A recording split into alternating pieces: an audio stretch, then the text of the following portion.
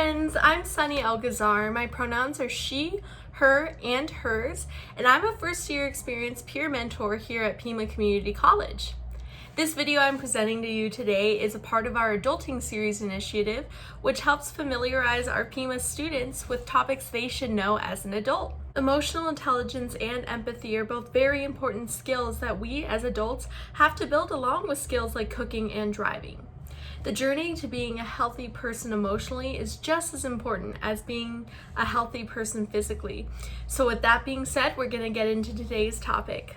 We have all messed up and made mistakes. We have all done things that have hurt people, and it's good to recognize this. That way we can properly apologize for what we've done.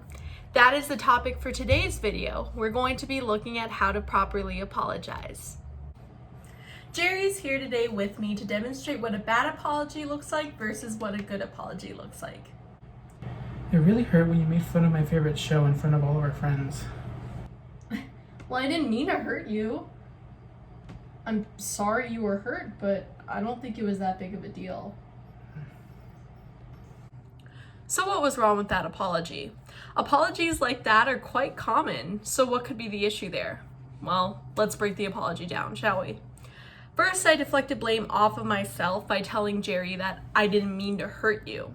This isn't helpful because by deflecting blame off myself, it makes me not accountable for my own actions.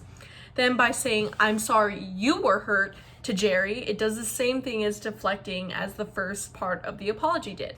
Psychology Today actually states that an easy way to spot a fake apology is if it is worded something like, I'm sorry, but. This actually deflects all of the blame onto Jerry, since the wording places everything on him and is as if it's his fault for being hurt. Finally, I totally downplayed Jerry's emotions by saying that I didn't think the incident was a big deal. All of these parts together makes an awful apology that doesn't do anything but make the victim feel worse. Now, let's take a look at a good apology. It really hurt when you made fun of my favorite show in front of our friends. I'm sorry that I hurt you by making fun of your favorite show in front of people. I understand that it made you feel embarrassed, and I shouldn't have done that. And I thought I was just joking and good fun, but I understand that that doesn't make what I did okay. I will be more aware of how I'm joking with you in the future. Thank you. So why was that a good apology? Well, according to ThinkKindness.com, a good apology consists of 5 parts. First is naming what you did wrong, then using empathy, making it about your actions, keeping explanations brief, and finally, letting it go. So looking at my good apology example, we can see that I included all 5 parts of a good apology. First, I named what I did wrong near the beginning of the apology. Then I used empathy when I admitted to Jerry that I understand my actions made him feel embarrassed.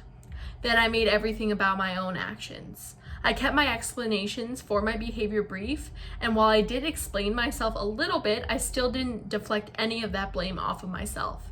Then I ended my apology succinctly and kindly, but recognized that I didn't need Jerry's immediate forgiveness. In fact, sometimes when we apologize, we never receive forgiveness, but that's okay. Instead, our apologies should mostly be about us admitting we were wrong in hurting someone else instead of expecting forgiveness. Greater Good Magazine also mentions a good way to end an apology is by trying to make things right. I personally did this by explaining my behavior would change in the future. One could also offer physical comfort, such as a hug. If appropriate, of course, ask first, or they can by asking the person receiving the apology if there's anything that they can do for them in the future or in the moment. Remember, we all have moments where we hurt people, and even when our pride gets in the way or we feel like we didn't do anything wrong, it is still imperative to extend our empathy and give the best apologies we can. Thank you all, and stay safe out there.